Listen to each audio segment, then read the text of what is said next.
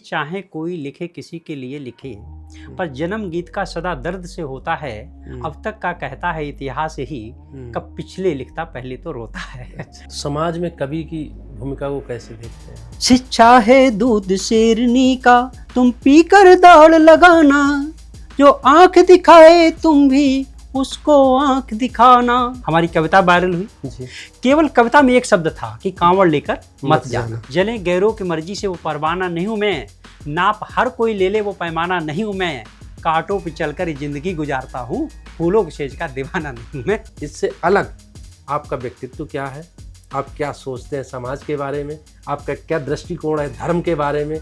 आपका क्या दृष्टिकोण है शिक्षा के बारे में? तो हमारे देश में न शिक्षा की कोई वैल्यू है, न शिक्षित व्यक्ति का कोई वैल्यू है। जिस दिन शिक्षा और शिक्षित व्यक्ति की वैल्यू बढ़ेगी, उस दिन हम उसको सार्थक मानेंगे। हमें वे इंसान जो तूफान चलते हैं, मौत के डर से कभी रुकना नहीं सीखा। उस आचरण को तो चलना छोड़ दिए, बल्कि भगवान मान के पूजा करना शुरू कर दिए। सबसे गहरा जो मुझ पे असर पड़ा वो कबीर का पड़ा। जैसा कि वामपंथियों के बारे में कहा जाता है। मेरा ये था कि या तो मैं आईएएस बनूं या टीचर बनूं, और नहीं बनूं तो मैं अपनी खेती करूंगा। विज्ञान आगे बढ़ा तो लोगों को यथार्थवादी होना चाहिए था, और उस सत्य को जानना चाहिए था कि हम धरती पर कुछ मेहमान बन के आए, कुछ लेके जाने के लिए नहीं है। जानकारी देने की जिज्ञासा ना हो, वो शिक्षक हो ही नहीं सकता है। हम यही संदेश देना चाहते सभी को। नमस्कार साथियों, आप देखना शुरू कर चुके हैं द रूह टॉक्स, रोहिलखंड की आवाज़ हर दिल तक। आज के मेहमान से मुखातिब कराने से पहले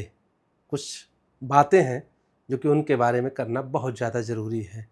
आज हमारे साथ एक ऐसे शिक्षक जो ना केवल किताबों से बल्कि अपने सौम्य आचरण, यथार्थ जीवन शैली और अपनी कविताओं से लाखों लोगों का ध्यान आकर्षित करते हैं। एक कवि, एक शिक्षक, एक विचारक, जिनकी कविता कावड़ लेकर मत जाना, तुम ज्ञान का दीप जलाना, मानवता की सेवा करके सच्चे मानव बन जाना, पूरे देश में चर्चा का विषय बन गई थी। किसी ने उन्हें साहसी शिक्षक कहा, तो किसी ने उन्हें विवादित कवि, तो किसी ने उन्हें सनातन का विरोधी या गद्दार कहा। लेकिन इस सब के पीछे वो कौन इंसान है, तो आज हम जानेंगे। उनके बचपन से लेकर उनकी सोच, उनकी कविता, उनकी शिक्षा, समाज और धर्म के प्रति उनका क्या दृष्टिकोण है, और उस वायरल घटना के बाद उनके जीवन और जीवन शैली पर क्या फर्क पड़ा। तो आज के हमारे मेहमान हैं वो कोई और नहीं, डॉक्टर रजनीश गंगवार जी। डॉक्टर साहब, आपका हमारे कार्यक्रम में बहुत बहुत स्वागत है। धन्यवाद। जैसा कि आप जानते हैं कि आपका जो यश फैला देश में, उसे दूसरे शब्दों में कुछ लोग अपयश भी कहते हैं, हालांकि मैं उसे यश मानता हूँ। वो एक कविता हुआ करती थी जिसका शीर्षक था कि कावड़ लेकर मत जाना, तुम ज्ञान का दीप जलाना। लोगों ने इतना ही समझा, हालांकि इसकी अगली पंक्ति वो इसका सही अर्थ व्यक्त कर रही थी, और वो था कि मानवता की सेवा करके सच्चे मानव बन जाना। चूंकि ये बहुत विवादित रही और इसने आपको पूरे देश में वायरल भी कर दिया, तो जाहिर सी बात है हम इस पर बहुत बात नहीं करेंगे, क्योंकि इससे तो लोग जानते ही हैं। आज हम बात ये करेंगे कि इससे उलट, इससे अलग आपका व्यक्तित्व क्या है, आप क्या सोचते हैं समाज के बारे में, आपका क्या दृष्टिकोण है धर्म के बारे में, आपका क्या दृष्टिकोण है शिक्षा के बारे में। और कोई भी काम शुरू करने से पहले हमारे दर्शकों की ये जिज्ञासा रहती है कि वो किसको सुन रहे हैं, किसके बारे में समझने की कोशिश कर रहे हैं। तो आज के पॉडकास्ट का पहला प्रश्न आपसे यही है डॉक्टर साहब, कि आप पहले थोड़ा सा बताएं कि आपका बचपन कहाँ बीता और कैसे शिक्षा दीक्षा हुई और यहाँ तक कैसे पहुँचे। मैं मूलतः, इसको तराई का क्षेत्र भी बोलते हैं, मतलब गांव कहते हैं कोड़री वाले गांव के। अच्छा। जहाँ पर जानवर उमर चराए जाते हैं और खेती बाड़ी होती है, वहीं बीता है। प्रथम क्लास, जो मतलब पहला कक्षा प्रथम ही बोलते थे उस समय, वो एक सरस्वती शिशु मंदिर जोगी ठेर था, मतलब वहाँ से 6 किलोमीटर दूर वहाँ हुई। तो वहाँ से हम पहले की क्लास से पैदल ही जाते थे। और फिर उसके बाद में जो हमारी 9th की शिक्षा हुई है वो डिमंड राजकीय इंटर कॉलेज पीलीभीत हुई है। उसके बाद जो है बीए करने, ग्रेजुएशन करने जो है बरेली कॉलेज बरेली आ गए। यहाँ से हमारे जीवन में एक नया मोड़ आता है। प्रोफेसर भगवान शरण भारद्वाज सर, जो इसमें हिंदी विभाग के विभागाध्यक्ष थे, हाँ, तो मैंने उनसे कहा, मैंने सर बड़े भाई तो वहाँ हैं, कह रहे हैं वो इलाहाबाद चले आओ। तो बोले अच्छा, प्रयागराज तो अच्छा है पढ़ने में। लेकिन जब तुम चले जाओ तो यहाँ सूना सूना कर जाओगे। इसलिए मेरा मन तो नहीं होता तुम यहाँ से जाओ प्रयागराज, लेकिन हम चाहेंगे आप वहाँ जाओ और वहाँ पे ज़्यादा अच्छा हो। फिर मैं इलाहाबाद चला गया। तो जिस समय मैं इलाहाबाद विश्वविद्यालय में एमए में कर रहा था, तो हमारे विभागाध्यक्ष थे प्रोफेसर सत्यप्रकाश मिश्र सर। उन्होंने, हमने कहा सर हमको दिक्कत आ रही, पेपर लिख भी नहीं पा रहे हैं। तो उन्होंने पत्र लिख के दिया, बोले जाओ और पुरागढ़िया में हमारे मित्र रहते हैं ओम प्रकाश, प्रोफेसर ओम प्रकाश यादव सर, वो रोहिलखंड विश्वविद्यालय के यहाँ के कुलपति बने। हाँ, 6 से 9 तक कुलपति भी रहे। बोले जाओ, और उन्होंने पत्र लिखा, उसमें फ़ोन नंबर डाला, बोले जाओ उनसे मिल लो जाके, बहुत अच्छी इलाज करते हैं, वो आपको सही कर देंगे। मैं उनके पास गया तो इलाज हालांकि उन्होंने किया और उन चीज़ों को पकड़ भी लिया था। बोले धीरे धीरे गैप कम होगा, सही हो जाओगे। तो दवा से कुछ दिन फ़ायदा होता था, फिर बाद में फ़ायदा नहीं होता था, स्थिति वैसी रहती थी। तो एक हमारे पास चुनौती थी कि हम ऐसे में कर क्या सकते हैं। तो मैं सर से भी पूछा मैं क्या कर सकता हूँ, क्योंकि चलो खेती बाड़ी है, तो खेती बाड़ी करने के लिए हम भाई निरंतरता चाहिए। कोई भी काम करने निरंतरता चाहिए, लेकिन वहाँ निरंतरता थी नहीं। भाई 2-4 दिन सही है तो 2-4-10 दिन क्या 15 दिन फिर भी कहना। तो हम सर से कहते क्या कर सकते हैं ऐसे में, तो सर कहते हैं कोई नहीं, सब ठीक। तो फिर मुझे एक ही चीज़ मिली कि पढ़ाई के अलावा कोई दूसरा रास्ता नहीं मिला। कि पढ़ाई एक ऐसी चीज़ थी, हम चाहे जितना भी पढ़ें, जब सही हो तब पढ़ लें, नहीं सही है नहीं पढ़ पाएंगे। तो हम खूब पढ़ते थे। पढ़ाई मैंने नहीं छोड़ी, मैं पढ़ता रहता था, लिखता रहता था। अच्छा, मैं पूरी मेहनत भी करता था, लेकिन धीरे धीरे वो स्वास्थ्य जो है उतार चढ़ाव में रहा। मेरे 2 ही लक्ष्य थे, या तो आईएएस बने या शिक्षक बने। संयोग से ये था कि स्वास्थ्य खराब रहा तो आईएएस नहीं बन पाया। फिर मैं यहाँ शिक्षक होकर यहाँ आ गया। तो हमारे साथी लोग बहुत खुश हुए, बोले मुझे बहुत अच्छा लगा आप जो है आईएएस नहीं हुए। मैंने क्यों? बोले नहीं, आपका स्वभाव जो है वो बच्चों को पढ़ाने वाला है। तो मैं शिक्षक बन गया और शिक्षक के रूप में आपके सामने बैठा हुआ। बिल्कुल, बहुत अच्छा। और जैसा कि आपने बताया अभी कि आप जब तैयारी कर रहे थे इलाहाबाद में, उस समय कविताएं वगैरह भी लिखते थे। तो यही अगला प्रश्न था मेरा कि क्या कविता लिखने का शौक आपको पहले से ही था, बचपन से ही था, या फिर शिक्षक बनने के बाद जागा? इसमें क्या है, एक बार पे एक निबंध की किताब पढ़ रहा था, तो उसमें लिखा हुआ था कि चाहे कोई लिखे किसी के लिए लिखे, पर जन्म गीत का सदा दर्द से होता है। अब तक का कहता है इतिहास ही, कब पिछले लिखता पहले तो रोता है। तो जो उसको समस्याएं परेशान करती हैं, उद्वेलित करती हैं, तो और कुछ एक मतलब क्या बोले, प्राकृतिक गुण होता है लिखने का भी। हम हमेशा नहीं लिख सकते, कभी कुछ मूड आता है, विचार आते हैं, हाँ, तो उसमें स्वतः ही लिख जाता है। वो किसी भी समय आ जाता है, किसी भी समय आ सकता है। हाँ, वो तो ऐसा समझो जैसे मुश्ताक अली सर एक बार कवि कर्म पढ़ा रहे थे इलाहाबाद विश्वविद्यालय में निबंध में, तो कहते हैं कवि और गर्भवती स्त्री के एक जैसा है कि अगर गर्भवती स्त्री मान लीजिए उसके गर्भ में कोई बच्चा आ जाए तो उसको मतलब जन्ना ही जन्ना, उसको पैदा होना ही होना है। इसी तरह से कभी दिमाग में और कोई बात आ जाए तो लिखी ही लिखी जानी है, कभी लिख नहीं रहा है वो स्वतः ही लिखी जाती है। जाहिर सी बात है, आपने जैसे बताया और 2-3 अपने प्रोफेसर्स के नाम लिए, उनसे पता चलता है कि कहीं ना कहीं से प्रेरणाएं तो मिलती हैं। फिर भी हमारे जीवन में कोई ना कोई एक ऐसा व्यक्तित्व, ये ऐसा व्यक्ति जरूर होता है जो हमारा प्रेरणा स्रोत बन जाता है। तो आपके जीवन के प्रेरणा स्रोत कौन है? अगर हम यहाँ की बात करें तो सबसे ज़्यादा ऐसा जो है प्रोफेसर बरेली से अगर हम बात करें तो हिंदी विभाग में तो सभी प्रोफेसरों से ज़्यादा जो था ये विशेष लगाव है, वो प्रोफेसर भगवान शरण भारद्वाज सर से जो विभागाध्यक्ष थे, और यहाँ पर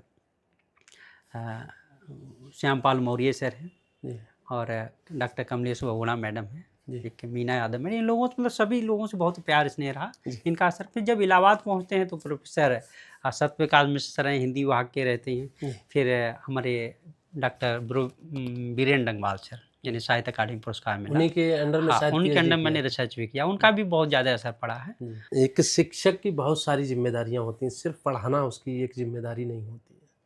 समाज को दिशा देना, एक दीपक की तरह जलते हुए रास्ता दिखाना, यानी टॉर्च बियरर बनना, ये भी शिक्षक का ही काम है। प्रश्न ये है कि शिक्षा व्यवस्था जो आज की है हमारे देश की, उसमें आपको सबसे बड़ी कमी क्या दिखती है? जो शिक्षा व्यवस्था है वो हमारे जीवन से जुड़ी हुई नहीं है जी।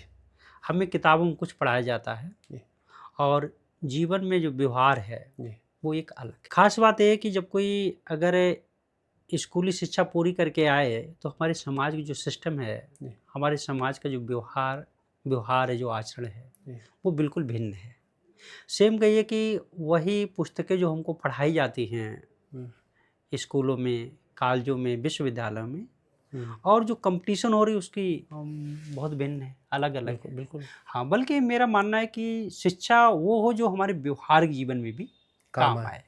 तो ज़्यादा अच्छा है। तो जो भिन्नता है वो कहीं न कहीं हमारे जो एक खाई जो है वो पैदा कर रही है। उसमें बहुत ज़्यादा ये है कि जो लोग प्राकृतिक रूप से कुछ विशेष योग्यता या साहस लेके पैदा हुए वो तो पार हो जाते हैं, और कुछ लोग उनको जो प्राकृतिक रूप से जो है क्षमता विहीन होते हैं, जी, वो बेचारे उसको पार नहीं कर पाते हैं, फंस जाते हैं। फंस जाते हैं। तो उनके लिए जो है फिर वो कहीं ना कहीं गुमराह होते हैं। तो शिक्षा ऐसी होनी चाहिए जो हमारे जीवन से जुड़ी हुई हो, तो ज़्यादा अच्छा है। इसी से एक नया प्रश्न और निकलता है कि क्या लगता है कि आज के टाइम जब हम बच्चों को पढ़ा रहे हैं तो उन्हें हम एक इंसान होने के लिए पढ़ा रहे हैं या फिर सिर्फ नौकरी पाने के लिए पढ़ा रहे हैं?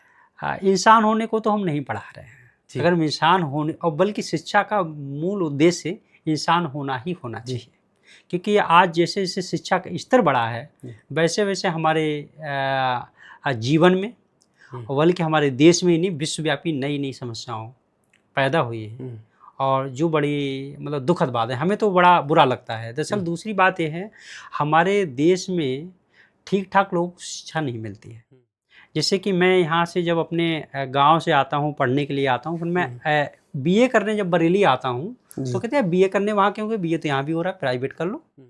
जब एमए हिंदी से करने इलाहाबाद विश्वविद्यालय के, एमए वहाँ क्यों करने गए, एमए तो यहाँ भी हो रहा है। यहाँ से कर लो। तो जो डिग्री को ही वो शिक्षा मान बैठे हैं, ये हमारे जीवन में, डिग्री को शिक्षा और नौकरी को सफलता। हाँ हाँ, ये हमारे जीवन की विडंबना है सबसे बड़ी, और ये असफलता भी है जीवन की। आप देख लीजिए कितने कितने बड़े अधिकारी हैं या बड़े बड़े डिग्री वाले, वो डिप्रेशन में है, बहुत बहुत पैसा कमाने लेकिन डिप्रेशन में, वो सही मनुष्य नहीं बन पाए ना। तो एक शिक्षा अगर हमको मनुष्य नहीं बना पा रही है तो हम सफल इंसान नहीं। वो आपको हो सकता है बहुत बड़ा इंजीनियर बना दे, बहुत बड़ा डॉक्टर बना दे, बहुत बड़ा अधिकारी बना दे, बहुत पैसे वाला बना दे, अगर वो इंसान नहीं बना पाई है तो असफल डिप्रेशन में रहेगा, कहीं ना कहीं आत्महत्या करेगा, और समाज के लिए हानि ही पहुंचाएगा शिक्षित व्यक्ति भी। डॉक्टर साहब, इस समय आज का जो दौर है वो ऐसा दौर है कि डिजिटलाइजेशन का दौर है। हर किसी के हाथ में एंड्रॉयड मोबाइल है और सोशल मीडिया पे हर व्यक्ति है। आपको क्या लगता है कि जो मोबाइल है और सोशल मीडिया, इसने शिक्षा को कितना प्रभावित किया? इस पे दोनों तरह का असर देखने को मिल रहा है। जी, ज़्यादातर अगर मैं कहूँ तो हमारे देश का जो युवा है जी, वो सजग नहीं है, जागरूक नहीं है जी, अपने प्रति, अपने दायित्व के प्रति, अपने परिवार के प्रति, अपने समाज के प्रति, अपने देश के प्रति होकर वो जागरूक नहीं है। वो केवल एक उन्माद में या आदतन या आंतरिक रूप से अपनी ज़िंदगी जी रहा है। ऐसे लोगों की संख्या बहुतायत में है। कुछ लोग हैं जो पढ़ने लिखने वाले हैं, आप आज देखो कि केवल यूट्यूब की वजह से और मोबाइल की वजह से वो पढ़ाई कर करके बल्कि हर कंपटीशन को पास भी कर रहे हैं। तो दोनों तरह का असर, जिनको अच्छे संस्कार मिले हैं और परवरिश उनको ठीक ठाक मिली है, मूल्य उनको जीवन मूल्य ठीक ठाक मिले हैं, तो वो उन्हीं चीज़ों का अच्छी इस्तेमाल कर रहे हैं, और जिनको ठीक ठाक परवरिश नहीं मिली, उनको जीवन मूल्य सही नहीं मिले हैं, वो इन चीज़ों का दुरुपयोग कर रहे हैं। आजकल देखो ना, बैंकों से पैसा निकाल रहे हैं, लूट रहे हैं ना। वो कोई अनपढ़ लोग नहीं है, वो पढ़े लिखे समझदार, पढ़े लिखे लोग, डकैत थे ना पूरे, उनको भी वो वाले डकैत नहीं रह गए। पहले हम बचपन में सुनते थे अंदर सोना, हमारे बाबा कहते थे अंदर सुलाओ इनको क्योंकि डकैत आ रहे हैं, और राइफल बंदूक लेके आते थे और घर से जो है गाँव से पकड़ ले जाते थे। तो इस तरह से आज वैसे नहीं रह गए। पढ़ा लिखा आदमी ही डकैती डाल रहा है, और कैसे कैसे डाल रहा है ये देखो ना। किसी किसी घरों में पढ़ा लिखा है, कितना कितना पैसा निकलता है, कौन कर रहा है? पढ़ा लिखा ही तो कर रहा है। बिल्कुल करता है। थोड़ा पीछे लौटता हूँ और आपकी कविताओं की बात करूँगा। कविता आपके जीवन में क्या महत्व रखती है, क्योंकि आप लिखते हैं? यदि कविता में सच्चाई है और जीवन के यथार्थ को प्रस्तुत कर रही है तो कविता क्रांति करती है। क्रांति लिखते हैं। हाँ, अगर वो सच्चाई को प्रस्तुत कर रही है जी, और यथार्थ को प्रस्तुत कर रही है, सच्चाई है उसमें, तो वो क्रांति करती है। अगर चापलूसी कहीं कर रहे हैं तो वो अलग बात। आजकल हर तरह की कविता लिखी जा रही है, लेकिन सच्ची कविता जो है, सच्चाई जिसमें है, वो क्रांति करती है। अगर मैं व्यक्तिगत तौर पे आपकी बात करूं तो जो आपकी कविता है वो क्या वास्तविक अनुभवों की कविता है, या फिर जो है वो भी बस विचार में आ गई और आपने लिख दी? नहीं, हमारे बल्कि जितनी भी कविताएं हैं वो हमारे व्यक्तिगत चेतना से, हमारे जीवन से जुड़ी हुई है। हमारी जो समझ है या जो हमारा आंतरिक हम कह ले दायरा है, उससे जुड़ी हुई है। हमारी कोई काल्पनिक कविताएं नहीं हैं। और वो कहीं ना कहीं कि जीवन में एक जो सही समझ होनी चाहिए, एक सही आचरण भी होना चाहिए लोगों का, सच्चाई, मतलब हमको जो जितना हम सीखे हैं उसी को हमारी कविताओं में मिलेगा। मतलब व्यवहारिक मिलेंगी कविताएं, ऐसी नहीं मिलेंगी कि केवल लोग सुने और अपनी कल्पना लोग में खो जाएं। वो है, अगर सही कोई सुनेगा तो सोचने को मजबूर हो जाएगा। समाज में कवि की भूमिका को कैसे देखते हैं आप? कवि की भूमिका बहुत महत्वपूर्ण होती है। वो एक सृजन करता है। हाँ, सृजनकर्ता होता है। कवि की एक बहुत महत्वपूर्ण भूमिका है और कवि के लिए हर तरह के लोग सुनते हैं, जो अनपढ़ हैं वो भी सुनते हैं और उनका बहुत व्यापक असर भी पड़ता है। ऐसा नहीं भाई मेरी एक कविता मात्र थी और उसका कितना बड़ा असर हुआ कि लोगों को शायद समर्थन इतना मिला है। मैंने कई लोगों से, बड़े बड़े लोगों से बात की, मैंने कहा शायद अपने देश में शायद पहली एक ऐसी कविता होगी शायद कि जिसको इतना व्यापक समर्थन मिला। कविता के ऊपर पूरा एकदम से टीवी डिबेट्स और ये सब हाँ, केवल डिबेट्स में अलग अलग जो प्रवक्ता आ रहे हैं वो उसको उदाहरण दे रहे हैं और जीवन की उस सच्चाई को दिखाया गया जो लोग बोलने से डरते थे ना। तो कविता क्रांति करती है और जीवन को जीने की एक नई दिशा भी देती है। आज के समय दो ऐसी घटनाएं, पिछले कुछ दिनों में दो ऐसी घटनाएं घटी हैं जिन्होंने पूरे देश में ज्वलंत मुद्दा के रूप में वो ली गई हैं और उन्होंने झकझोर के भी रखा हुआ। मैं बाद वाली घटना पे पहले आता हूँ और पहले वाली पे बाद में जाऊंगा। तो जो बाद वाली घटना है वो घटना जो है राम मंदिर और राम मंदिर चढ़ावे से संबंधित। मेन प्रश्न पर जाने से पहले मैं एक प्रश्न आपसे करूंगा जिससे कि मैं थोड़ा जानना चाहूँगा कि आप राम और राम कथा को किस रूप में देखते हैं? जब बहुत छोटा था, शायद प्रथम या दूसरे तीसरे क्लास में, तो हमारे पिताजी एक रामायण लेकर आए थे और उसको वो पढ़ा करते, चूँकि पिताजी विशेषज्ञ थे और पढ़ा करते थे। और रामायण की चौपाइयाँ ऐसी गांव-गांव, घर-घर, हर अनपढ़ आदमी को, हर अमीर आदमी को जो है कुछ ना कुछ उसके उदाहरण भी दिए जाते हैं समाज में। उसको पढ़ता रहा। महाभारत की भी किताबें आई जिसमें भी रामायण का कुछ ना कुछ अंश दिया हुआ है। जब मैं IAS की तैयारी करने गया हूँ तो इतिहास पढ़ाते हुए जो विजय वेद सर थे, इतिहास के टीचर, वो कहने लगे कि जब वर्गीकरण करवा रहे थे मतलब साहित्य की पुस्तकों का, बोले साहित्यिक पुस्तकें हैं। मैं पीछे चिल्ला के बोला, मैंने से धार्मिक पुस्तकें नहीं है। बोले नहीं, साहित्यिक पुस्तकें हैं, रामायण और महाभारत। मैंने सर ये सच्ची नहीं है। बोले नहीं, ये तो साहित्यिक है, सच तो नहीं है। नहीं, सच नहीं है, मैं तो वही पढ़ता रहा। भाई घर में चर्चा हो रही, कहीं चर्चा, उन्हीं का सब उदाहरण दिया जा रहा है और सीरियल दिखाए जा रहे हैं टीवी पे। कोई बात नहीं, वो चीज़ मतलब वहाँ उन्होंने पढ़ाया। तुरंत मैं निकला वहाँ से और फिर मैं, चूँकि प्रोफेसर ओम प्रकाश यादव सर के पड़ोस में ही रहता था, तो मैं जाता हुआ मैंने कहा सर से आज पूछ के जाऊँगा, चूँकि वो प्राचीन इतिहास विभाग के विभागाध्यक्ष रहे, बहुत विद्वान व्यक्ति, उनकी खुद ही पुस्तकें लिखी। तो मैं पहुँचा, मैंने सर से कहा, मैंने सर ये बताइए रामायण और महाभारत क्या ये असली घटनाएं नहीं? बोले अगर असली होती तो उनसे पहले के साक्ष्य जमीन में मिल रहे हैं, उनके साक्ष्य जमीन में क्यों नहीं मिल रहे हैं? दूसरा उन्होंने कहा ये बताइए क्या 9 मुँह का कोई व्यक्ति पैदा हो सकता है? तो उन्होंने ये बात की। मैंने तो सारी घटनाएं सही नहीं है। बोले नहीं, कथाएं हैं और हो सकता है कुछ थोड़ा बहुत अंश रहा हो, पर उनको बढ़ा चढ़ा के जो है लिखा गया। ये बात सही थी। हमको जब भूगोल पढ़ाया गया विवेक त्रिवेदी सर ने, अच्छा इतिहास पढ़ाया जाता तब भी मानव की उत्पत्ति कहाँ होती, कैसे कैसे होती, वो सब पढ़ाया जाता है। फिर कैसे कैसे धर्म जो है पैदा होता है, कैसे कैसे मंदिर बनाए जाते हैं, वो सब पढ़ाया जाता है। ठीक है, अब वो चीज़ एक नई दिशा दे रही है। फिर जब भूगोल पढ़ाया जाता है तो मानव की उत्पत्ति कैसे हुई, कहाँ हुई है, तो वो सीधे कहते हैं त्रिवेदी सर कि बताइए सर ये जो है ये राम से तो है, ये बोले तो प्राकृतिक संरचना है। हम नहीं सर वो बना, वो बोले नहीं प्राकृतिक संरचना है। फिर वो कहते हैं कि अच्छा ये बताइए देवियाँ जो हैं वो सब पहाड़ों के ऊपर चोटियों पर ही क्यों हैं? उनका वो महत्व बताते हैं। बोले इनका सबसे बड़ा एक सामाजिक महत्व है और आर्थिक महत्व है। एक तो ये है कि लोग घरों में दुखी परेशान हैं तो इस बहाने एक उनकी यात्रा होती है। अब पहाड़ों पे जहाँ कुछ पैदा नहीं हो रहा, फसल पैदा नहीं हो रही, वहाँ पे इसी माध्यम से वहाँ के लोगों को रोजगार मिलता है। तो उनका सामाजिक आर्थिक महत्व जो है, और ऐसी कोई देवी देवता नहीं है जो वास्तव में उसकी हो, वो तो बल्कि मनुष्य ने बनाया है। ये रही। अच्छा फिर अभी मैं, चूँकि विकास दिव्य कीर्ति सर को शायद अक्सर लोग गांव-गांव में सुनते हैं। वो तो अभी घटना बताते कि मैं भाई श्रीलंका घूमने गया हूँ। जब श्रीलंका घूमने गया हूँ तो वहाँ पे जो है ना लोग राम को जानते ना रावण को जानते। ठीक है, अच्छा उनको बताते हैं। फिर बताते हैं कि वहाँ पे जब कोई जानते ही नहीं है तो ये चूँकि पर्यटक बनाना है भाई, देश को जो है पर्यटक भाई लोगों को आकर्षित करना है, तो उन्होंने जो अंग्रेजों ने जो एक गार्डन तैयार किया था उसके लिए उन्होंने पुष्प वाटिका बना दी। एक कहीं गड्ढा था, बता देखो हनुमान ने पैर रखा है, वो बन गया। ये विकास दिव्य कीर्ति सर वो तो बड़ा प्रमाणिक बातें करते हैं। हाँ, तो ये कथाएं हैं। दरअसल हुआ क्या है, हमारे देश में चूँकि शिक्षा का स्तर ज़्यादा ना होने के कारण बहुत सारी कथा कहानियों से समझाए गए हैं। जी। तो ये जो कथाएँ हैं, चाहे रामायण की है जो एक ये आदर्शवादी है और महाभारत है ये यथार्थवादी है। तो उनके माध्यम से हमारे जीवन को कैसे संचालित किया जाए, कैसे इसे आगे बढ़ाया जाए और किन मूल्यों को हम धारण करें, वो उस तरह को विद्वान लोग जो भी रहे हैं उन्होंने उनको लिखा। लेकिन कुछ लोगों ने उनके लिए जो है उन्हीं पात्रों को भगवान बना दिया। बस यहीं से सबसे ज्यादा हमारे यहाँ गड़बड़ पैदा हुई कि लोग उस आचरण को तो चलना छोड़ दिए बल्कि भगवान मान के पूजा करना शुरू कर दिए। 2-3 साल पहले की बात बताइए, एक बार ऐसी कार्यक्रम चल रहा था तो एक छात्र अपना परिचय देने के लिए खड़ा हुआ। उसने पूछा आप राम को मानते हो? सर नहीं मानते हो। मैंने परिचय पूरा कर लो उसके बाद हम सही से बताएंगे। परिचय पूरा हुआ तो मैंने अब मैं तुम्हारे प्रश्न का उत्तर देता हूँ। मैंने राम एक कथा के पात्र हैं।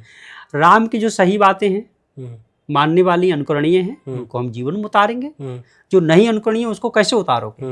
मैंने क्या राम अच्छे पति थे? तो हमारे पास में जो 2 और मतलब महिलाएं पदाधिकारी बैठी, शायद वो प्रदेश स्तर की थी या मंडल स्तर की, बोली हाँ राम अच्छे पति थे। मैंने कैसे? क्या किसी भी व्यक्ति, कोई भी व्यक्ति अपने पत्नी की चरित्र की अग्नि परीक्षा ले ले और पत्नी पास हो जाए, फिर पत्नी गर्भवती हो जाए और वो जंगल में छोड़ आए, क्या आप खुद, तुम्हारा पति तुम्हारे साथ करे, तुम्हारे पापा तुम्हारी मम्मी के साथ करें, तुम्हारे मौसा तुम्हारी मौसी के साथ करें, तुम्हारे जीजा तुम्हारी बहन के साथ करें, क्या आप बर्दाश्त कर लोगे? खामोशी।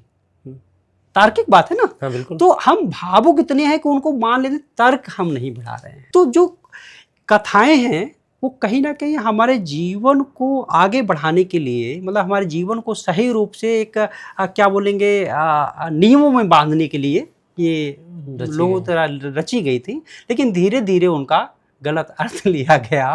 और अब देख लीजिए कि जब हम इलाहाबाद विश्वविद्यालय में पढ़ते थे तो वहाँ प्रोफेसर साहब लिखते हैं हाँ कि यार बताओ, रामायण तुलसीदास ने लिखी है, स्वांता सुखाय, और तुलसीदास को भी नहीं पता होगा कि इससे सत्ता आ जाएगी। ठीक है ना। विहाग वैभव हैं, नए कवि हैं, उनको पुरस्कार भी मिला हुआ उत्तर प्रदेश का कविताओं के माध्यम से BHU के। वो उस समय बरेली आए हुए थे, शायद 2-3 साल हुआ है। तो एक दिन कहने लगे डॉक्टर साहब, नामवर सिंह अगर इस बात को कहते हैं कि अगर तुलसीदास की रामचरितमानस ना होती तो बाबरी मस्जिद ना होती, तो कोई कुछ नहीं बोलता, क्योंकि उनकी बहुत बड़े आलोचक हैं, साहित्यकार हैं हिंदी में, उनका कद इतना ऊंचा, उनके सामने कोई नहीं बोलता है। हम अगर यही बात कह देते हैं तो हमारा कहीं सिलेक्शन भी नहीं किया जा रहा, हमारा विरोध किया जा रहा है ना। तो इस तरह से वो कथाएं हैं और उनकी जो अच्छी बातें हैं वो हमें माननी चाहिए, बल्कि उनको भगवान मान के उनकी पूजा करने से बेहतर है जो उनके अच्छे आचरण है वो हम जीवन में उतारें। बस ये है। अब बात आपने की बाबरी मस्जिद की, बाबरी मस्जिद की बात होगी तो राम मंदिर की बात होगी, जब राम मंदिर की बात होगी तो राम मंदिर निर्माण की बात होगी। राम मंदिर निर्माण की जब बात होगी तो उसमें जो भूमि खरीदने में घोटाले हुए और उसके बाद जो अब चढ़ावा चढ़ाते हैं, जो भी अनुयायी हैं वो पहुंचते हैं वहाँ 2 रुपये, 5 रुपये, 10 रुपये, 100 रुपये, 10,000, 50,000, 1 करोड़, 2 करोड़ सोना चांदी जवाहरात जैसी जिसकी जो श्रद्धा है, जो श्रद्धालु वहाँ पहुँचते हैं वहाँ चढ़ाते हैं। और उसकी एक व्यवस्था दी गई कि उसका एक रिकॉर्ड होना चाहिए। अब पिछले कुछ दिनों से आप देख रहे हैं कि इस तरह की चीज़ें निकल के आ रही हैं कि वहाँ ज़मीन खरीद में भी भ्रष्टाचार हुआ जम के, और चढ़ावा चोरी के तो परत दर खुल ही रहा है, परत दर परत। इस पर आपका क्या सोच रहा है? ये बहुत एक दुखद घटना है कि हम अपने देश के लोगों को सही बात जानकारी देना भी चाहें, क्योंकि हजारों सालों के इतिहास में जो उनको पढ़ाया गया, उनकी रग रग में चला गया है, और उसके सामने एकदम सच्चाई पहुँचे तो उसको स्वीकार नहीं कर पाते हैं। और हमारे यहाँ प्रथा रही है, आपके यहाँ भी रही होगी, राम राम भैया, राम राम भैया, कुरान भी कहते हैं राम राम भैया। तो जो राम राम शब्द आया था, कबीर कहते हैं ना, कबीर के राम वो अलग है, हम वही वाले राम कहते हैं। तो आप जरा एक बार डिफाइन जरूर कीजिए, कबीर के राम और तुलसी के राम में अंतर क्या है? कबीरदास कहते हैं कि राम नाम का मरम न जाना, दशरथ सुत त्रिलोक बखाना, राम नाम का मरम न जाना। हाँ, कबीर के राम वो हैं जो उनका ना कभी जन्म हुआ ना कभी मरे, हम उन्हीं राम को जानते थे। लेकिन एक नए राम पैदा हुए कि राम लला जब आएंगे मंदिर वही बनाएंगे, कि जय श्री राम, कई नारा भी दे रहे हैं ना। तो वो अब ये अलग हो गए, इनका आचरण अलग है। वो नारा दे रहे कि जय श्री राम, जय श्री राम, क्या उनमें सच्चाई में क्या वो राम के आचरण को जीवन में उतारे हुए हैं, ये देखने की बात है। राम की बात आती है तो राम पे लिखा हुआ मेरा एक गीत है जी बिल्कुल, मैं आप तक संप्रेषित कर रहा हूँ। जी। ना राम मिलेंगे मूरत में, ना राम मिलेंगे मंदिर में, राम तुम्हें घट घट के बासी, राम मिलेंगे जन जन में। ना राम मिलेंगे मूरत में, ना राम मिलेंगे मंदिर में, राम तुम्हें घट घट के बासी, राम मिलेंगे जन जन में। ना राम मिलेंगे नारों में, ना राम मिलेंगे चढ़ावा में, राम बसे हैं रोम रोम में, राम मिलेंगे कण कण में, राम बसे हैं रोम रोम में, राम मिलेंगे कण कण में। भाई भाई से प्रेम करे तो राम ही मिल जाएंगे, जब पुत्र बनी आज्ञाकारी तो राम ही मिल जाएंगे। हम जरूरी नहीं कि राम को मंदिर में ढूंढने जाए, जी। वहां मिलेंगे भी नहीं। अगर राम होते वहां बैठे हुए तो तो चढ़ावा नहीं चोरी हो जाता, बिल्कुल, ना उनकी मूर्तियां चोरी हो जाती, ना मंदिर में ताला लगाया जाता है। बल्कि लोगों को मतलब कितना गुमराह हुए हैं लोग, बल्कि कुछ चालाक लोगों के द्वारा ये गुमराह किया गया है, एक तरह से धंधा बना लिया। आपने भी उसमें जिक्र किया था कि जो है वहाँ पर जमीन का घोटाला हुआ है सब। क्या मतलब कुछ अवसरवादी स्वार्थी लोग ही तो हैं, बिल्कुल, जो राम के माध्यम से धन इकट्ठा कर रहे हैं। अगर राम होते तो क्या धन इकट्ठा कर लेते हैं। राम एक चेतना है, राम एक चेतना है जो आपके अंदर भी है और हमारे अंदर भी। ना राम मिलेंगे मूरत में, ना राम मिलेंगे मंदिर में, राम तुम्हें घट घट के बासी, राम मिलेंगे जन जन में। ना राम मिलेंगे नारों में, ना राम मिलेंगे चढ़ावा में, राम बसे हैं रोम रोम में, राम मिलेंगे कण कण में। भाई भाई से प्रेम करे तो राम ही मिल जाएंगे, जब पुत्र बने आज्ञाकारी तो राम वही मिल जाएंगे। बेटा माँ का सम्मान करे तो राम वही मिल जाएंगे, बहू सास का मान रखे तो राम वही मिल जाएंगे। देवर भाभी को आदर दे तो राम वही मिल जाएंगे, भाभी नंद हंस मिल के रहे तो राम वही मिल जाएंगे। राम मिलेंगे उस ही घर में जहाँ नेह प्यार का दीप बने, रिश्तों में आदर हो सबके, ममता का संगीत बने। हम जो राम को लगातार बड़ा अखंड रामायण पढ़ी जा रही, लेकिन घर में महाभारत चल रही है। हम उनको भी बताना चाह रहे हैं कि राम मिलेंगे उस ही घर में जहाँ नेह प्यार का दीप बने, रिश्तों में आदर हो सबके, ममता का संगीत बने। राजा रंग का भेद मिटे तो राम वही मिल जाएंगे, जब ऊंच नीच में समता हो तो राम वही मिल जाएंगे। ना राम मिलेंगे नारों में, ना राम मिलेंगे मूरत में, राम तुम्हें घट घट के बासी, राम मिलेंगे जन जन में। ना राम मिलेंगे मंदिर में, ना राम मिलेंगे चढ़ावा में, राम बसे हैं रोम रोम में, राम मिलेंगे कण कण में। अगला है जी। राम मिलेंगे उसी संत में जिसमें सत्य की वाणी हो। ये नहीं कि हमने कपड़े पहन लिए, जैसे हम आजकल बड़ा लिखा हुआ मिलेगा, कोई अपना पट्टा बांध के घूम रहा है और आचरण उसका क्या है सभी जान ही रहे हैं, बल्कि वो उन्मादी लोग हैं। राम ना नाम में है, जब वो आचरण हम उतारेंगे, वो चेतना है राम की, वो लिखे हुए कहीं शब्द में नहीं मिल सकती। जो नारे लगा रहे हैं उनमें भी राम नहीं मिलेंगे। राम मिलेंगे उसी संत में जिसमें सत्य की वाणी हो, लोभ शोक जड़ से मिट जाए, बीतराग जब प्राणी हो।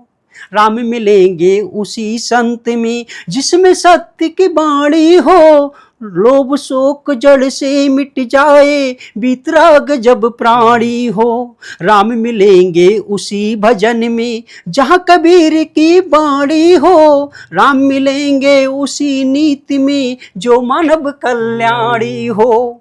राम मिलेंगे तभी मनुज को हृदय ज्ञान का तारा हो, नश्वर दुनिया में हर प्राणी को प्यारा हो। राम मिलेंगे तभी मनुज को जब कथनी करनी एक बने, राम मिलेंगे तभी धरा पर स्वच्छ आचरण सभी बने। राम मिलेंगे तभी मनुज को हृदय में जब प्रेम जगे, राम मिलेंगे तभी धरा पर समता का संदेश जगे। राम मिलेंगे तभी धरा पर स्वच्छ आचरण सभी बने, राम मिलेंगे तभी धरा पर समता का संदेश जगे। ना राम मिलेंगे ना रोमी ना राम मिलेंगे चढ़ावा में, राम तुम्हें घट घट के बासी राम मिलेंगे जन जन में। ना राम मिलेंगे भगवा में ना राम मिलेंगे चढ़ावा में, राम तुम्हें घट घट के बासी राम मिलेंगे जन जन में। ना राम मिलेंगे मूर्ति में ना राम मिलेंगे मंदिर में, राम बसे हैं रोम रोम में राम मिलेंगे कण कण में। राम बसे हैं रोम रोम में राम बसे हैं कण कण में। ये सीधे शब्दों में आप समझ लीजिए कि ना तो किसी मूर्ति में राम बसे हुए हैं और ना किसी मंदिर में बसे हुए हैं। आप अपने आचरण को सुधारिए और इन सब चीज़ों से थोड़ा दूर हटिए। वहाँ जितने भी बैठे हैं सब अपनी पेट पूजा करने पर लगे हुए। एक मैं कई बार मैं बात करता हूँ लोगों से, मैं कि ये बताइए आज मतलब जब मैं बचपन से था, चूँकि मैं शायद उसमें द्वितीय तीसरे क्लास में पढ़ रहा था 1990 के पास में, जिस समय जो है राम मंदिर आंदोलन वगैरह हुआ था। उसके बाद से राम मंदिर बन गया। चलो अच्छा हुआ, बढ़िया हुआ, लाखों करोड़ों लोगों की भावनाओं की जो है एक सम्मान मिला। लेकिन मैं एक बहुत महत्वपूर्ण प्रश्न पूछना चाहता हूँ, उसके बाद से क्या चोरी कम हुई? उसके बाद से क्या बलात्कार कम हुए? उसके बाद से हत्याएं कम हुई? उसके बाद से क्या घर टूटना कम हुए? उसके बाद से क्या कोर्ट कचहरी में मुकदमे कम हुए? उसके बाद क्या भ्रष्टाचार जो बढ़ रहा था वो कम हुआ? जब कुछ कम ही नहीं हुआ तो बदला आखिर क्या? जब कुछ नहीं बदला तो क्या निरर्थक नहीं है? एक निरर्थकता बोध नहीं है, बल्कि एक उन्माद बढ़ा। उन्मादी लोग आज बहुत घूम रहे हैं कि जय श्री राम जय श्री राम। वो उनके अंदर तनिक भी धार्मिक या सत्य की अनुभूति नहीं। अमृत विचार समाचार पत्र के संपादक शंभू दयाल वाजपेयी सर, मोमल के एक तरह से मानूं मैं, वो भी हमारे गुरु ही जैसे हुए, क्योंकि उन्होंने लिखना सिखाया। उनके पास बैठते तो बहुत सारी चीज़ों को वो भी यही चीज़ कहते हैं कि बताओ जय श्री राम को नारा लगाने वाले लोग क्या वास्तव में धार्मिक हम मानेंगे? नहीं मानेंगे ना। तो कहाँ राम मिलेंगे? कहाँ? वो हमारे आपके आचरण में है, हमारे आपके अंतर में है। अगर हम उन चीज़ों को महसूस कर सके तो राम मिलेंगे। केवल शब्द को बोल देने से या केवल कपड़ा पहनने से राम नहीं मिलेंगे। आपने कहा कि निरर्थक रहा सब, मैं थोड़ा सा इससे एग्री नहीं हूँ। एग्री क्यों नहीं हूँ? अगला प्रश्न इसी से जुड़ा हुआ है। आजकल के युवा जो पेपर लीक से परेशान है, जो पिछले 12 साल 10 साल के अंदर 80 से ज़्यादा पेपर लीक हो चुके हैं, परीक्षाएं रद्द करनी पड़ी हैं, उनसे परेशान होकर के आज के समय धरना प्रदर्शन चल रहे हैं और उन धरना प्रदर्शन को सरकार सुनने को तैयार नहीं है। ये जरूर हुआ है। इस पर आपका क्या सोचना है? आप उन युवाओं को क्या संदेश देना चाहते हैं जो बेचारे जिनके पेपर आउट हो गए और उसके बाद वो धरना प्रदर्शन में बैठे पड़े? जैसे इसमें हम थोड़ा और पीछे जाते हैं, हम बात करते हैं। हमारे देश में अंग्रेजों ने 200 साल तक गुलाम रखा जी। आपसे मैं अगर बात करूं तो शायद यही होगा कि करीब जब हम आज़ाद हुए तो 33 करोड़ भारतवासी थे। अंग्रेज कितने थे यहाँ पे? शायद जहाँ तक लगभग की अगर मैं बात करूँ शायद 10,000 नहीं होंगे पूरे देश भर में। हाँ, लगभग यही रहे, है ना। लास्ट टाइम में थोड़ी ज़्यादा थे, शुरुआत में तो नहीं थे इतने। शुरुआत में नहीं थे, बहुत कम आए हैं। और जब कम संख्या में आकर और वो पूरे देश को गुलाम बना लेते हैं, और हमारे देश के कितने % युवाओं ने जो है क्रांति की भावना में अपने लिए आहुति दी। आप देख उस समय की जनसंख्या और वो जो क्रांतिकारी लोग थे जो देश के लिए कुछ करना चाह रहे। भाई नए नए क्रांतिकारी खुदीराम बोस थे, 13 साल की उम्र को उनको फांसी लगती है। परसेंटेज निकालेंगे तो 1% भी नहीं होंगे। एक तो आज भी तो वही है जो अब मैं ताज्जुब की बात मानूं कि सबसे बड़ी बात है कि अगर सच्चाई कहूं तो हमारे देश का युवा जितने सजग हो जाए, जितने जागरूक हो जाए, उससे सारी की सारी समस्याओं का समाधान यही लोग कर दे जो नीति नियंता बने हुए हैं, यही करें। उसका कारण क्या है? अभी मैं टीजीटी का एग्जाम करा रहा था। बहुत सारे मतलब अब टीजीटी का एग्जाम देने कौन आएगा? जो बीएड किया हुआ है और कई कई साल पढ़ा रहे हैं, जी। या जो प्राथमिक में पढ़ा रहे हैं वो देने आ रहे हैं। तो मैंने उनसे पूछा कितने साल बाद एग्जाम हो रहा है? एग्जाम हो रहा है 4.5 साल के बाद। तो मैंने कहा क्या आपको बुरा नहीं लग रहा? क्यों नहीं हुआ? कि हाँ बुरा बहुत तेरा लगा। हमने सोशल मीडिया चलाते हो? बोले हाँ। हमने क्या क्या चला? तो इंस्टाग्राम भी चला रहे हैं, फेसबुक भी चला रहे हैं, व्हाट्सएप भी चला रहे हैं। हमने कभी आपने लिखा इसके बारे में? एक ने भी नहीं इस चीज़ को स्वीकार किया। 2 दिन एग्जाम हुआ, मैंने दोनों दिन पूछा। उसके बाद स्थिति बदलने की सोच रहे हैं। तो कौन भाई जो एक खुद शिक्षक है बनने जा रहा है, तो उसकी हालत देख लीजिए ना। तो देश को पेपर लीक हो रहा तो फर्क किस में पड़ रहा है? आज अगर जंतर मंतर पे जो धरना दिया जाए, किसके लिए दिया जा रहा है? हर उस घर के परिवार के लिए दिया जा रहा है जिसका बच्चा कहीं ना कहीं सरकारी संस्थानों में आएगा, पढ़ा रहे होंगे। अगर स्कूल कॉलेजों में पढ़ा रहे हैं तो मैं मान चल रहा हूँ, चलो कुछ लोग नहीं पढ़ाएंगे, 50% बच्चे ऐसे होंगे जो पढ़ लिख कर नौकरी लेना चाह रहे होंगे। बिल्कुल। क्या उन लोगों के लिए इस धरने में शामिल नहीं होना चाहिए? बिल्कुल। और रही बात शिक्षकों की, अगर मैं बताऊं तो शिक्षा आज भी मैं देख रहा हूँ, आज भी हमारे यहाँ टेट वाली परीक्षा थी जी। आज भी तो मैंने पूछा कितने साल बाद हो रही? 4 साल बाद।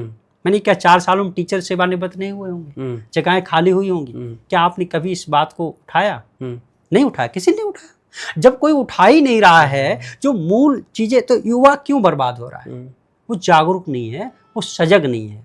और फिर मैंने ये भी बात रखी, मैंने हमारे यहाँ का जो 50% अगर हम टीचरों की बात करें तो वो भी टीचर लायक है ही नहीं। उनमें जिसमें सत्य की अनुभूति करने की आकांक्षा ना हो, जिसको सत्य जीने की जिज्ञासा ना हो, जानकारी देने की जिज्ञासा ना हो, वो शिक्षक हो ही नहीं सकता है। अब इसके मैं उदाहरण भी दे सकता हूँ। मैं एमजी इंटर कॉलेज में था, हमारी कविता वायरल हुई।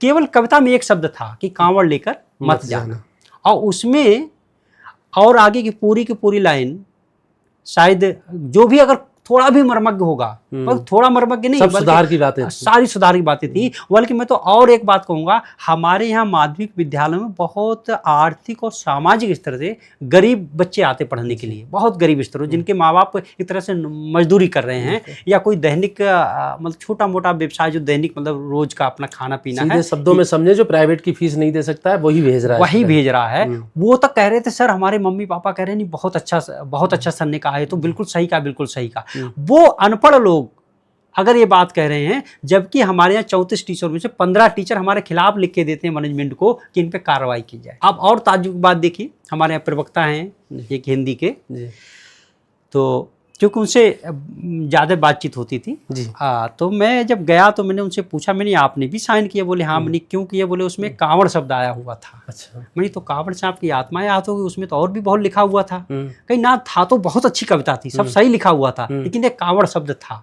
उससे भावनाएं आहत हो गई? उससे आपकी, मैंने कहा उससे भावनाएं आहत हो गई? बोले हाँ। मैं एक बिल्कुल सच्चाई ईमानदारी के साथ बताना, हमने आपके तो बच्चे बेटियां तो बड़े हो गए होंगे? बोले हाँ। हमने उनके नाती पोते देवते तो होंगे ना, बेटियों के भी बच्चे होंगे, बेटों के? बोले हाँ। हमने 12-13 साल के हैं। हाँ। मैंने क्या कांवड़ लेने लोग जा रहे हैं, उनके साथ भेजोगे आप? बिल्कुल सही बोलना। थोड़ा ठहर। बोले भाई हम नहीं भेज पाएंगे। फिर आपकी भावना कैसे आहत होगी? मतलब गरीब के बच्चे अगर जा रहे हैं तो वहां पर कांवड़ लेने रोड पे, और जो नशा पानी जिस तरह चल रहा, तोड़फोड़ चल रही है, उसमें उनके भेजने में आपकी भावनाएं जो हैं आहत होती है। अपना बच्चा भेजने में क्यों आप पीछे हटे?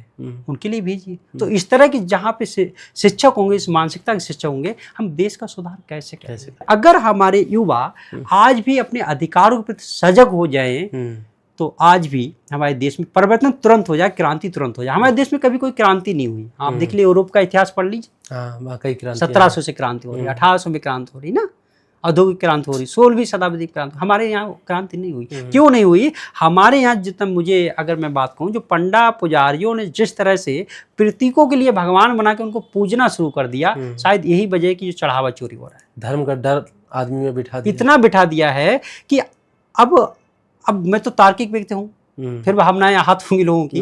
अगर राम होते, अगर हम ये कहें कि ईश्वर सर्वशक्तिमान है, बिल्कुल, तो क्या ईश्वर ही चोरी करवा रहा है चढ़ावे की? हम ये तर्क देंगे कि ईश्वर सर्वशक्तिमान है, उसकी मर्जी से ही सब कुछ हो रहा है, तो चढ़ावा चोरी भी उसकी मर्जी से हो रहा है। जो चंपत राय जी हैं, चंपत राय बंसल जी, वहाँ पर जिन पर आरोप भी लग रहे हैं, उनका तो यही कहना है कि राम जी ने किया है तो राम जी ही इसको सही करेंगे। तो वो तो करेंगे ही। हमारे जातिवाद चरम पे है। हमारे यहाँ जो जातिवाद चरम पे देखा जाता है, उसको ये इसने भी बड़ी हानि पहुंचाई। हम व्यक्तित्व तो नहीं देखते। हजारी प्रसाद द्विवेदी कहते भी हैं कि सदियों से हमारे देश में जो जाति देखने की जो बात रही है, हम व्यक्तित्व तो देखने के आदि नहीं रहे। तो ये भी बहुत जो है इन चीज़ों में कहीं ना कहीं अपनी भूमिका निभा रहा है। मुख्य भूमिका इसमें ये पेपर अगर आउट हो रहा है, हम युवा जो हैं वो सजग नहीं है। जिस दिन युवा सजग हो जाए उसी दिन तुरंत क्रांति हो जाए, वैचारिक क्रांति तुरंत हो जाएगी, सारा बदलाव हो जाएगा। अभी कुछ दिन पहले एक न्यूज एंकर ने शिक्षकों को 2 कौड़ी का कहा। हाँ, आप कहाँ तक सहमत हैं या कितना असहमत हैं? आपका क्या इस पे स्टैंड है? इसमें जो मेरा विचार है, मैं अगर बहुत गहराई से बात करूं तो यूट्यूब चैनलों ने शिक्षा के क्षेत्र में एक नई क्रांति पैदा की है।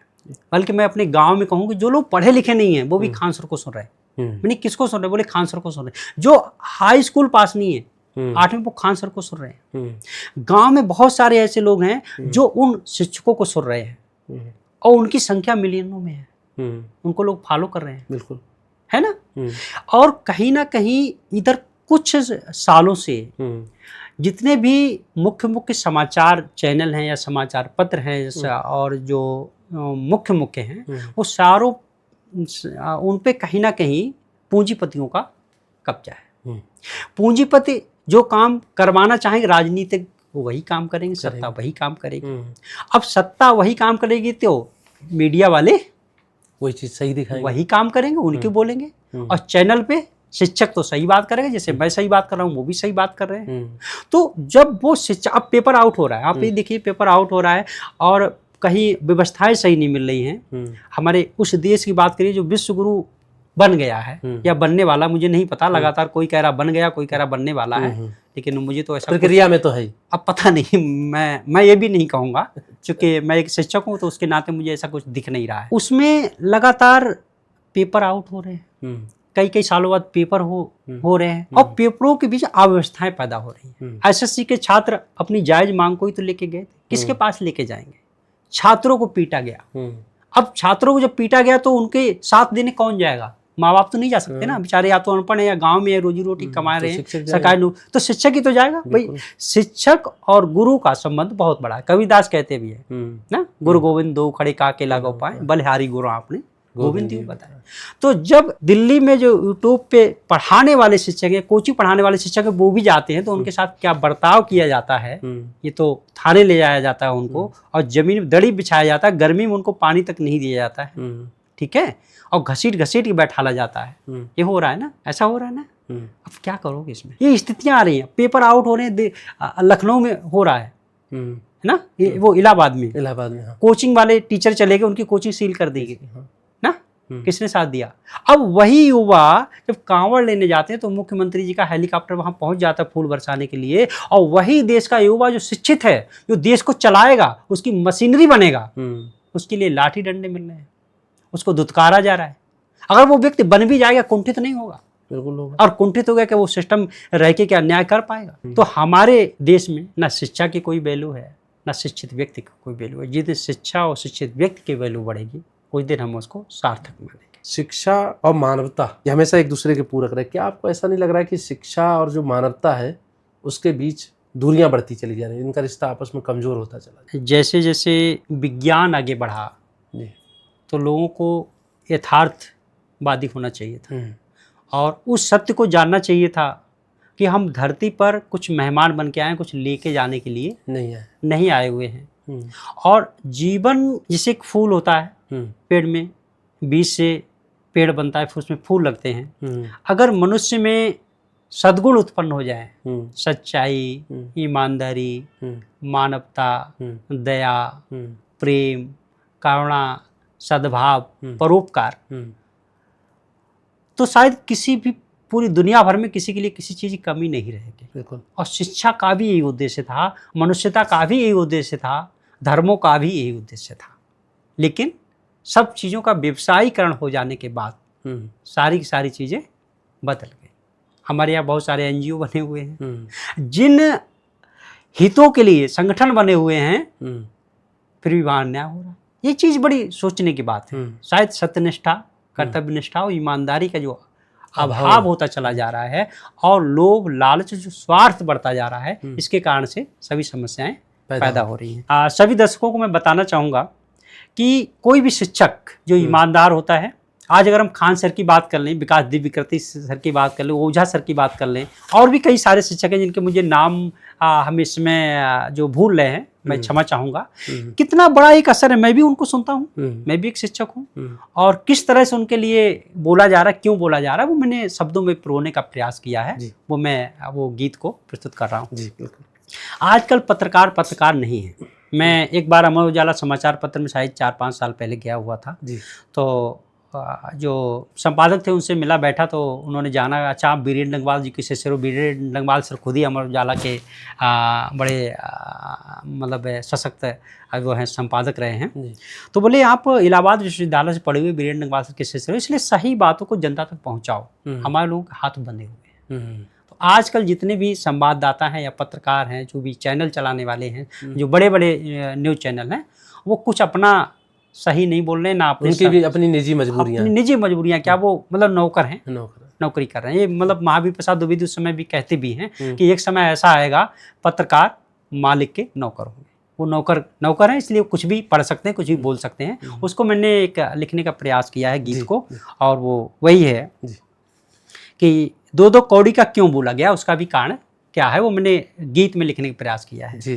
स्क्रिप्ट चल रही चैनल पर भाव है 2-2 कौड़ी के, पत्रकार अब बता रही शिक्षक हैं 2-2 कौड़ी के।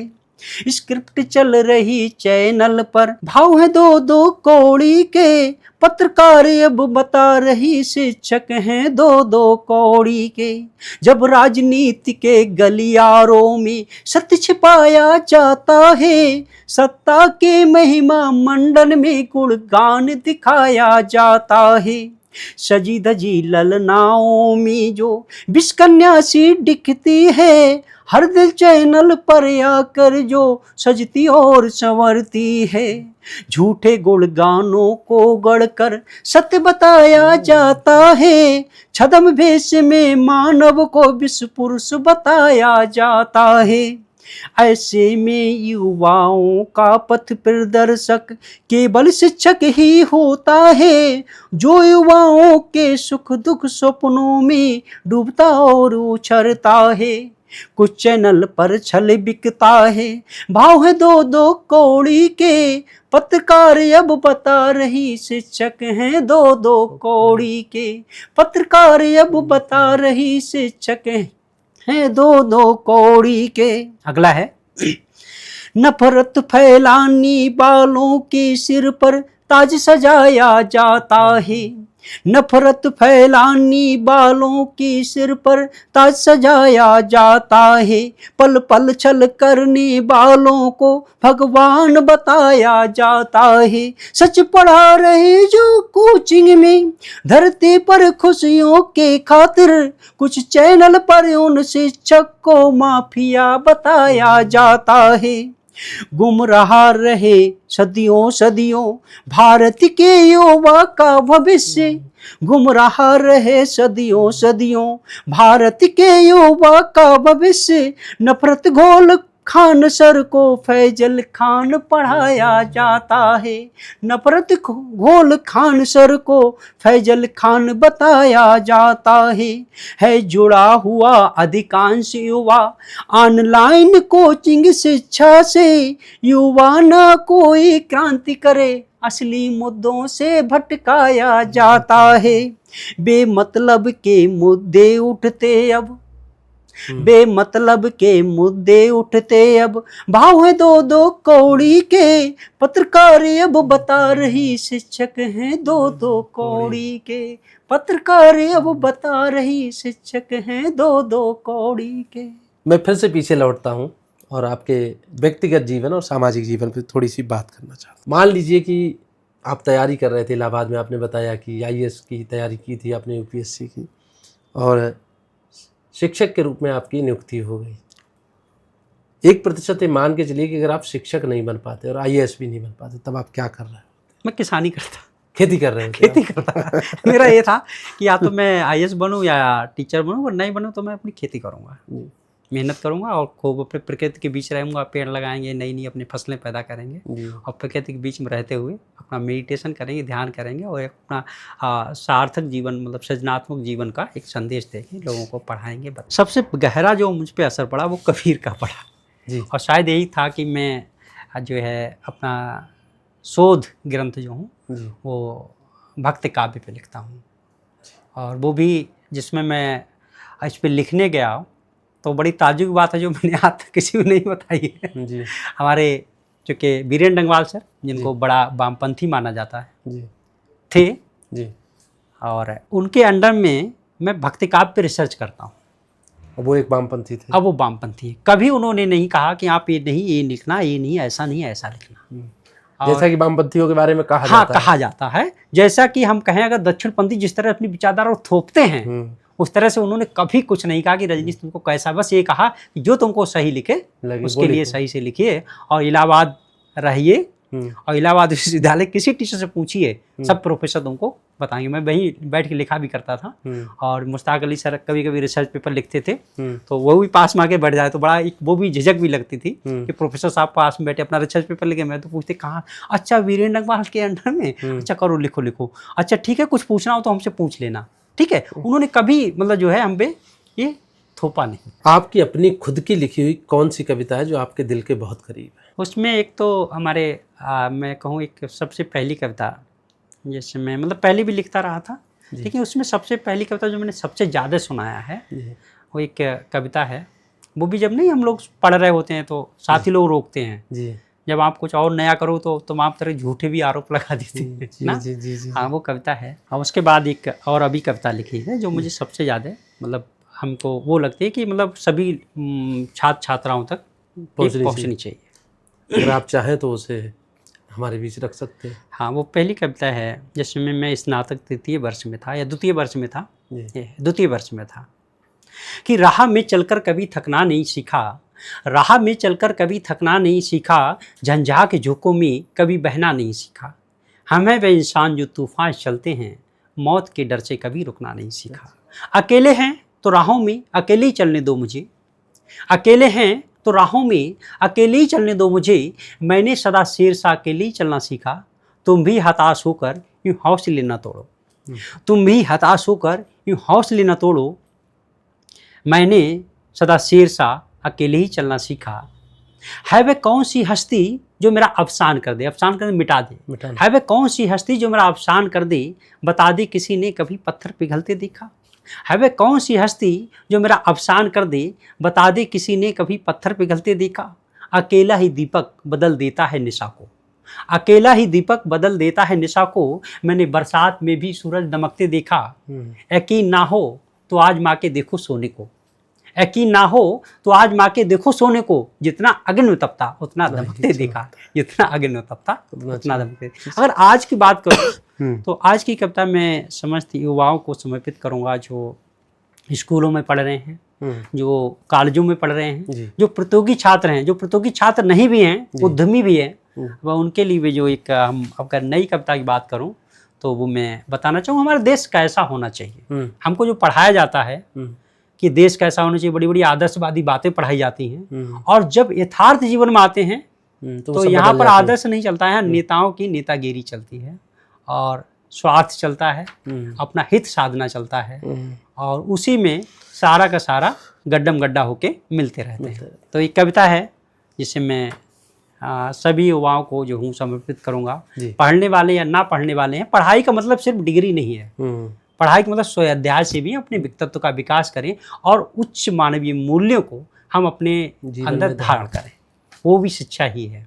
शिक्षा है दूध शेरनी का तुम पीकर दौड़ लगाना, जो आंख दिखाए तुम भी उसको आंख दिखाना, शिक्षा है दूध शेरनी का तुम पीकर दौड़ लगाना, जो आंख दिखाए तुम भी उसको आंख दिखाना, ज्ञानशील विज्ञान बढ़ाओ तर्कशील हो चिंतन, ना स्वार्थ हो मन में कोई हो सच्चाई का मंथन, मानवता है सबसे ऊपर तुम कर्म को धर्म बनाना, सत्य आचरण परोपकार को जीवन में अपनाना, मत फंसना गोरख धंधों में, पाखंड को दूर भगाना, ज्ञान का दीप जलाकर पथ पर आगे बढ़ते जाना। शिक्षा है दूध शेरनी का, तुम पीकर दाढ़ लगाना, जो आंख दिखाए तुम भी उसको आंख दिखाना। देश बनेगा श्रेष्ठ हमारा जब हम सब पहरेदार बने, भ्रष्ट आचरण कहीं दिखे तब हम सब थानेदार बने। देश बनेगा श्रेष्ठ हमारा जब हम सब पहरेदार बने, भ्रष्ट आचरण कहीं दिखे तब हम सब थानेदार बने। जिम्मेदारी हो हम सब की, आचरण हमेशा स्वच्छ बने, जाति धर्म का भेद मिटे, सब हंसते खिलते फूल बने। शिक्षा धर्मों से ऊपर हो, सब तर्कशील विद्वान बने, खुद के भाग्य विधाता हो, मानवता का कल्याण बने। शिक्षा धर्मों से ऊपर हो, सब तर्कशील विद्वान बने, खुद के भाग्य विधाता हो, मानवता का कल्याण बने। शिक्षा है दूध शेरनी का, तुम पीकर दाढ़ लगाना, जो आंख दिखाए तुम भी उसको आंख दिखाना। शिक्षा है दूध शेरनी का, तुम पीकर दाढ़ लगाना, जो आंख दिखाए तुम भी उसको आंख दिखाना। अब हम बढ़ते हैं एक ऐसे राउंड की ओर। पॉडकास्ट का हमारा ऐसा राउंड है जिसको हम रैपिड फायर राउंड कहते हैं। इसमें मैं आपको एक शब्द दूंगा, उस शब्द को आप कैसे व्याख्यात करते हैं ये आप पर डिपेंड करता है, लेकिन बहुत कम शब्दों में प्रयास करते हैं। बिल्कुल। तो पहला शब्द है शिक्षा। कि जो सृजनात्मक रचनात्मक जो मूल्य है उसको हम धारण करें, और जो भी हम काम करें सभी के लिए उतने ही मूल्यवान हो जो हमारे लिए है, उसके लिए हम शिक्षा कहते हैं। धर्म। धर्म वो है जो धारण करने योग्य है, और दूसरा हम इस पृथ्वी पर कुछ समय के लिए आए हुए हैं, तो हमारा सभी का उद्देश्य बनता है कि आने वाली पीढ़ियों के लिए हम वो ऐसी विरासत देकर जाएं जो उनके लिए भी वैसा ही आनंद और अनुभव जीवन में मिले जो हम चाहते हैं, वैसा औरों को भी मिले। हम ऐसे जब आचरण करें, ऐसे काम करें, वो सच्चा धर्म। मानवता। मानवता यही है कि हम जो अपने बारे में जैसा सोच रहे हैं वैसा ही हम दूसरों के बारे में सोचें, दूसरों को वही दे जो हम दूसरे लोगों से चाहते हैं। हम सिर्फ अपने बारे में ही ना सोचें, बल्कि हम उनके बारे में भी सोचें जो मनुष्य हैं लेकिन वो किसी काम से सक्षम है, उनको भी अपनी तरह सक्षम बनाने का काम करें। संविधान। संविधान एक ऐसा विधान है जो जाति धर्म संप्रदाय से ऊपर उठकर देश के हर व्यक्ति को, चाहे वो गरीब हो, चाहे अमीर हो, चाहे शिक्षित हो, चाहे अशिक्षित हो, सभी को उनका अधिकार ईमानदारी के साथ मिले और किसी का हक ना मारा जाए। जब हम ऐसा आचरण करें, ऐसा विधान उसमें दिया हो, जब उसमें हम उस विधान पे चलें, वो संविधान है। विद्यार्थी किसे मानते हैं आप? जो विद्या का अर्जन कर रहा है। हम सभी विद्यार्थी हैं, आप भी विद्यार्थी हो। जब तक व्यक्ति जिंदा रहता है वो विद्यार्थी ही रहता है, हमेशा सीखता रहता है, हमेशा सीखता रहता है। जो विद्या का लगातार अर्जन करता रहे और ऐसा अर्जन करे जो आने वाली पीढ़ियों को भी वो सारा मतलब जो हमारे चारों ओर परिवेश है उसको संरक्षित करता रहे, उनको विरासत में अच्छा मिल सके। कविता। कविता एक भाव है जो हमारे अंतर्मन की एक अभिव्यक्ति होती है और जिसे हम व्यक्त करते हैं और लोगों पर असर डाले, वही कविता होती है। और कविता जब जितनी सच्चाई होती, सच हमेशा विचलित करता है, तो कविता हमेशा विचलन करने वाली होती, क्रांति करने वाली पैदा करती है। प्रेम। प्रेम के द्वारा ही हम इस दुनिया में आए हुए हैं और हम चाहते हैं कि हमको जीवन में सब कुछ मिले, तो हम जो सब कुछ हमको मिले वो देने का साहस भी हमको पैदा हो जाए दूसरों में, वही प्रेम है। अगर हम जो हम अपने लिए चाहते दूसरे को हम नहीं दे पा रहे हैं तो वो प्रेम नहीं। आलोचना।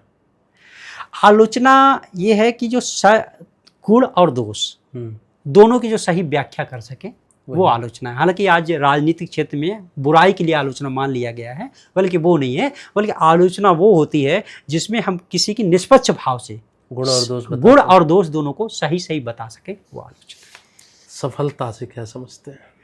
सफलता एक बड़ा बहुआयामी एक शब्द है और हर व्यक्ति के लिए जीवन अलग अलग है। आज हम देखेंगे बहुत सारे लोग हम गौतम बुद्ध की ही बात करें, उन्होंने राजपाट छोड़ दिया था और फिर वो एक अलग आनंद की तलाश में चले गए, राजपाट को निस्वार बता दिया। कबीर राजा नहीं होते हैं, लेकिन वही निस्सारता कबीर भी बता रहे हैं, उनकी भी अपनी सफलता है। फिर आज मतलब हर व्यक्ति के जीवन में अलग अलग सफल, लेकिन मेरा मानना है कि सफल वही व्यक्ति है जो अपने जीवन में पूर्णता को प्राप्त है, संतुष्ट है। अगर वो पूरी तरह अपने जीवन से संतुष्ट है तो वो सफल है। अगर व्यक्ति भले कि अपने जीवन में बहुत बड़ा व्यवसायी बन गया हो, बहुत बड़ा अधिकारी बन गया हो, बहुत बड़ा क्रांतिकारी बन गया हो, बहुत बड़ा आतंकवादी बन गया हो, अगर वो असंतुष्ट है तो वो सफल नहीं है। सफल वही व्यक्ति है जो अपने में संतुष्ट है, पूर्ण है। भारत के शिक्षा मंत्री को अगर आपको मौका मिले, उन्हें कोई सुझाव देना चाहें तो आप क्या सुझाव देना चाहें? मैं उन्हें सबसे पहले एक सुझाव दूंगा कि शिक्षा को फ्री कर दिया जाए और शिक्षा को समान बना दिया जाए। इंग्लिश मीडियम, हिंदी मीडियम का भेद ना रखा जाए, सभी के लिए बराबर हक मिले। और दूसरा उन्हें सुझाव दूंगा कि जो शिक्षा है वो वास्तविक जो जीवन है उससे जुड़ी हुई हो और उसमें आजकल जो शुचिता भी बनी रहे।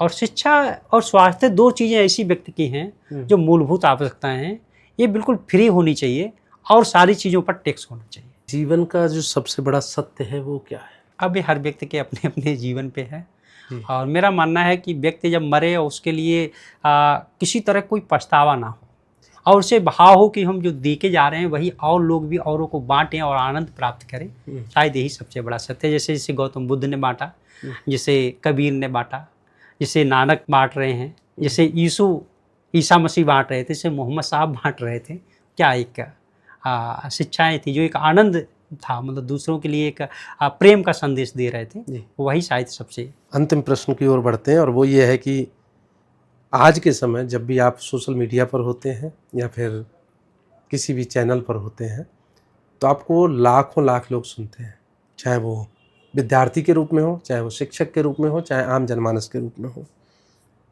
इस पॉडकास्ट को भी बहुत सारे लोग सुनेंगे, तो आप उन सबसे क्या कहना चाहेंगे? मैं उनसे यही कहना चाहूँगा कि हम सभी इस पृथ्वी पर एक निश्चित समय के लिए एक मेहमान बनकर आए हैं और कब किसको जाना है किसी को कोई बात पता नहीं है। और जीवन में प्रेम असीम है, दया असीम है, करुणा असीम है, सच्चाई ईमानदारी असीम है। हम जितने मानवीय मूल्यों पर चलते हैं उतने ही हम अपने जीवन में सुखद अनुभूतियों को, सुखद क्षणों को अनुभूत करते हैं। तो इन पर हम पलें और सच्चाई ईमानदारी से अपने जीवन को आगे बढ़ाएं। और दूसरा सबसे बड़ी बात यह है कि हम सजग बने और किसी भी राजनीतिक पार्टी का, किसी विचारधारा का मानसिक गुलाम कदापि ना बने। हम अच्छे अच्छे जो महापुरुष हुए हैं, जिन्होंने वास्तव में मानवता का संदेश दिया है, उनको पढ़ें और ज्ञान अर्जन करें और तार्किक बने और बौद्धिक बने। दूसरा, अगर जो गलत हो रहा है उसका हम विरोध करना भी सीखें। अगर गलत हो रहा है हम अपने अंदर सर्वांगीण विकास करें ना, सर्वांगीण विकास में सारा कुछ आ जाता है। अपनी शारीरिक शक्ति भी इतनी बढ़ाएं। अगर कोई दुर्जन व्यक्ति हमारे सामने कुछ अनाचार अत्याचार कर रहा है तो हमें मिटा देने का साहस भी इतना होना चाहिए। हम यही कहना चाहेंगे कि अच्छा करें, अच्छे लोगों का साथ दें, और कहीं कोई गलत कर रहा है तो उसको मिटा देने का भी साहस, हौसला होना चाहिए अपने लिए हासिल। ऐसी शक्ति भी हम अर्जित करें। आज का अंतिम प्रश्न है कि गुरुजी, क्योंकि बैरल गुरुजी के नाम से आप जाने जाते हैं, गुरुजी यदि आपको भारत के हर विद्यार्थी के लिए एक नई कविता लिखनी हो और मैं कहूँ कि आज कोई ऐसी 4 लाइनें दे के जाइए जो नई हो, जो अब तक किसी ने ना सुनी हो आपकी, उनके साथ मैं इस पॉडकास्ट को समाप्त करना चाहूँगा। मुझे तो ऐसा लग रहा है कि पॉडकास्ट कम था, बल्कि हमारा एक तरह से इंटरव्यू था, साक्षात्कार था और उन चीज़ों को भी रखा गया जो अचानक अकस्मात हमारे मन से क्या गुजर रहा है। बल्कि सच्चाई भी यही होती, तभी हमको पता लगता कि हमारा मन, पहले से अगर हमें पता होता हमें क्या बोलना है, कैसा है, तो हम तैयार करके जाते हैं। और जब हम अकस्मात हमसे पूछा जाए, अकस्मात हमारे अंदर से निकलता वो नैसर्गिक है, निकलता है। नैसर्गिक निकलता है। वो आज हमारा भी हमें लगा साक्षात्कार हुआ है। हमारी एक पंक्तियां हैं, जलें गैरों की मर्जी से वो परवाना नहीं हूँ मैं, जलें गैरों की मर्जी से वो परवाना नहीं हूँ मैं, नाप हर कोई ले ले वो पैमाना नहीं हूँ मैं, कांटों पे चलकर जिंदगी गुजारता हूँ फूलों की सेज का दीवाना नहीं हूँ मैं, फूलों की सेज का दीवाना नहीं हूँ मैं। अपने अंदर इतनी शक्ति, इतना ज्ञान अर्जन करो कि हम किसी पर निर्भर ना रहें। अगर कोई हमें सता भी रहा है, हम तिलमिलाए ना, बल्कि एक तटस्थ रहकर उसका सही से जवाब भी दे सके, इतनी हम अपने अंदर शक्ति अर्जित करें, हम किसी के गुलाम ना बने और हम किसी को गुलाम बनाने की अंदर इच्छा भी ना रखें। हम इतने शक्तिशाली बने कि हम स्वतंत्र रहें और दूसरों को स्वतंत्रता दें। अगर कोई दूसरे की स्वतंत्रता का हनन कर रहा है, उसको छीन रहा है, तब हम उसको परास्त करने की भी शक्ति अर्जन कर सकें। सच बोलना ही एक शिक्षक का, एक सच्चे मनुष्य का कर्तव्य भी नहीं, ये धर्म होता है। इसलिए हम सभी सच्चाई के रास्ते पे चलें और मनुष्य हैं तो मनुष्य होने का फर्ज निभाएं कि हम जो खुद चाहते हैं आने वाली पीढ़ियों के लिए भी वैसा ही हम एक परिवेश देकर जाएं, वैसे ही कुछ विरासत देकर जाएं। इस पे हम काम करें। हम यही संदेश देना चाहते सभी को। बहुत बहुत धन्यवाद। और आज आपने इतना समय दिया और साथ ही हर प्रश्न का बेबाकी से उत्तर दिया, तो उसके लिए बहुत बहुत धन्यवाद। आज के कार्यक्रम में आप आए, उसके लिए आपका बहुत बहुत धन्यवाद। बहुत बहुत धन्यवाद। तो साथियों, आज के हमारे मेहमान थे वायरल शिक्षक, वायरल गुरुजी डॉक्टर रजनीश गंगवार जी। आपने इनको सुना, इनके विचार कैसे लगे, कमेंट्स करके ज़रूर बताइएगा। बहुत जल्द मिलते हैं एक नए व्यक्तित्व के साथ, नए विचारों के साथ। तब तक देखते रहिए द रूह टॉक्स, रोहेलखंड की आवाज़ हर दिल तक। नमस्कार।